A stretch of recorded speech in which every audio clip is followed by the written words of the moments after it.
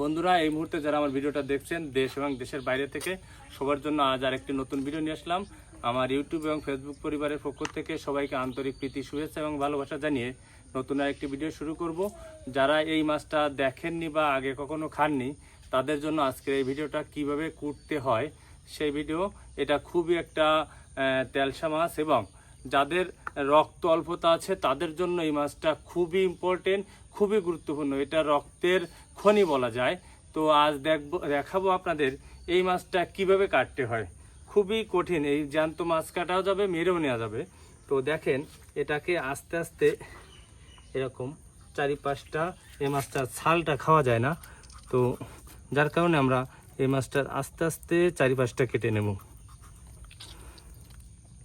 তার জন্য যে সবচেয়ে উত্তম জিনিস হচ্ছে এরকম সাইডে ধরে নিলে হাতে যে তেলসা আছে এটা থাকবে না, তাহলে মাছটা নড়তে পারবে না। দেখেন, এইভাবে আস্তে আস্তে চারিপাশটা যদি আমরা কেটে নিই তাহলে সুবিধা হবে। এর ছালটা ছাড়াটাই হচ্ছে সবচেয়ে ইম্পর্টেন্ট বিষয়।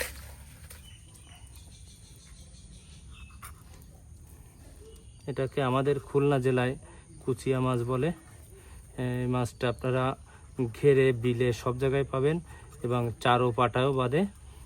তো এটা যাদের রক্ত অল্পতা এবং পুষ্টির খনিও বলা যায়, দেখাবো। এই যে মাছটার এই ছালটা একটু এরকম অল্প অল্প উঠায় নেব, আপনাদের দেখাবো। এটা খুব একটা সহজ সিস্টেম আছে।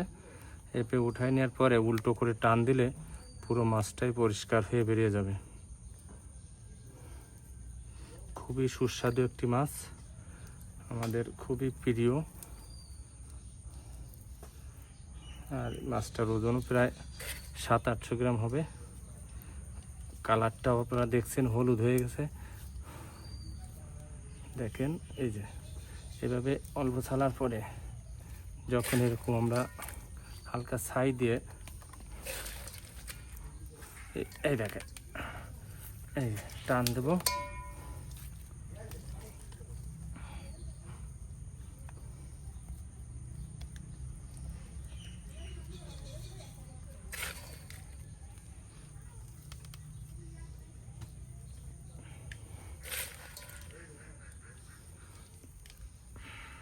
খুবই শক্ত জিনিস।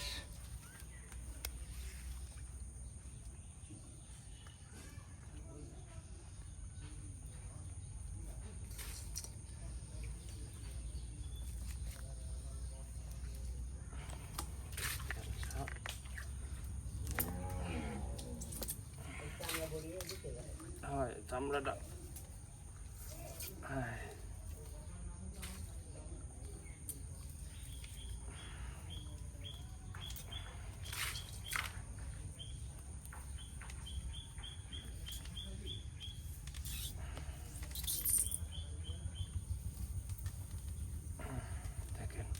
এই যে মাছটা ছালা হয়ে গেল।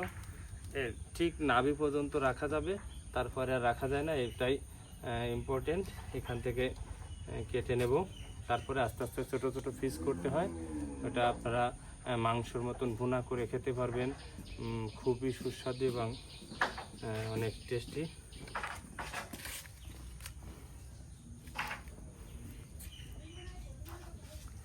এরপরে আর আগে দেয় না।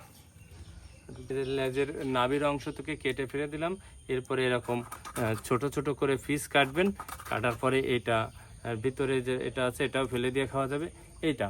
এই যে জিনিসটা রান্না করে খেতে হবে, খুবই সুস্বাদু মাছ। তো বন্ধুরা, এরকম আরও নতুন ভিডিও নিয়ে দেখাবে। সবাইকে আমার পক্ষ থেকে ভালোবাসা এবং প্রীতি, শুভেচ্ছা থাকলো। ভিডিওটা ভালো লাগলে অবশ্যই চ্যানেলটি সাবস্ক্রাইব করবেন।